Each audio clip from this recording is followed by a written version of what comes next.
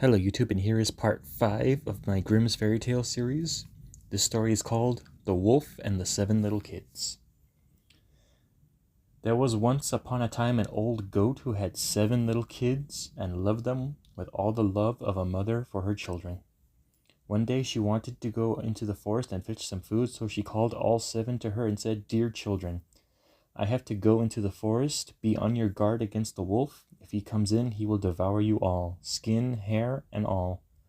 The wretch often disguises himself, but you will know him at once by his rough voice and his black feet."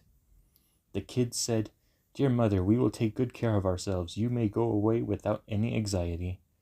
Then the old bearded one bleated and went on her way with an easy mind. It was not long before someone knocked on the door and called, "Open the door, dear children. Your mother is here and has brought you something back with her for each of you." But the little kids knew that it was the wolf by the rough voice. "We will not open the door," they cried. "You are not our mother. She has a soft, pleasant voice, but your voice is rough. You are the wolf." Then the wolf went away to a shopkeeper and bought himself a great lump of chalk, ate this, and made his voice soft with it. Then he came back and knocked on the door of the house and cried, "Open the door, dear children. Your mother is here and has brought something back with her for each of you." But the wolf had laid his black paws against the window, and the children saw him and cried, "We will not open the door. Our mother has not black feet like you. You are the wolf." Then the wolf ran to a baker and said, "I have hurt my feet. Rub some dough over them for me." And the baker had rubbed his feet over. He ran to the miller and said, "Strew some white meal all over my feet for me." The miller thought to himself, "The wolf wants to deceive someone," and refused. But the wolf said, "If you will not do it, I will devour you." Then the miller was afraid and made his paws white for him. Yes, that's how people are. So now the wretch went for the 3rd time to the door, knocked on it, and said, "Open the door for me, children. Your dear little mother has come home and brought everyone something for you back from the forest with her." The little kids cried, "Fine, show us your paws that we may know if you are our dear little mother." Then he put his paws in through the window, and when the kids saw that they were white, they believed that all he said was true, and opened the door. But who should come in but the wolf? They were terrified and wanted to hide themselves. One sprang under the table, the second into the bed, the third into the stove, the fourth into the kitchen, the fifth into the cupboard, and the 6th into the washing bowl, and the 7th hid it in the clock case.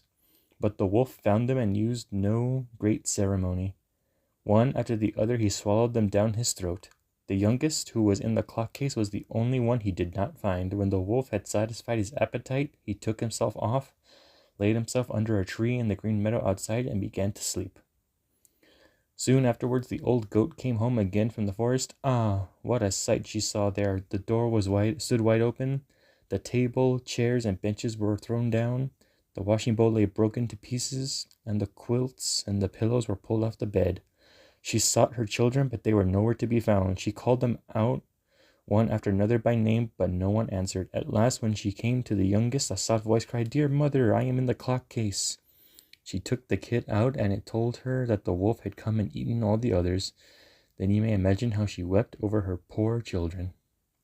At length, in her grief, she went out, and the youngest kid ran with her. When they came to the meadow, there the wolf lay by the tree, and snored so loud that the branches shook. She looked at him on every side and saw that something was moving and struggling in his gorged belly. "Ah, heavens," she said, "is it possible that my poor children, whom he has swallowed down for his supper, can still be alive?" Then the kid had to run home and fetch scissors and a needle and thread, and the goat cut open the monster's stomach, and hardly had she made one cut than one little kid's head thrust its head out. And then she cut further. All 6 sprang out, one after another. They were all still alive and suffered no injury whatever, for in his greediness the monster had swallowed them down whole.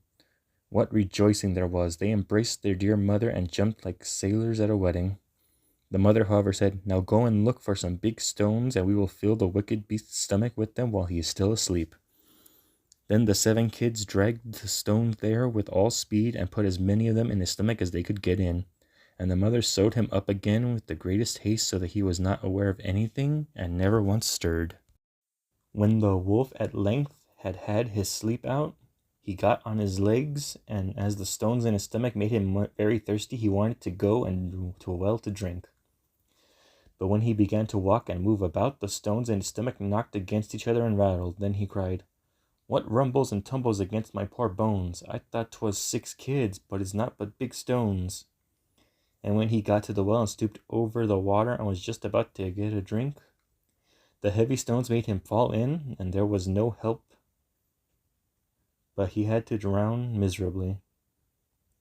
When the 7 kids saw that, they came running to the spot and cried out loud, "The wolf is dead! The wolf is dead!" and danced for joy around about the wall with their mother.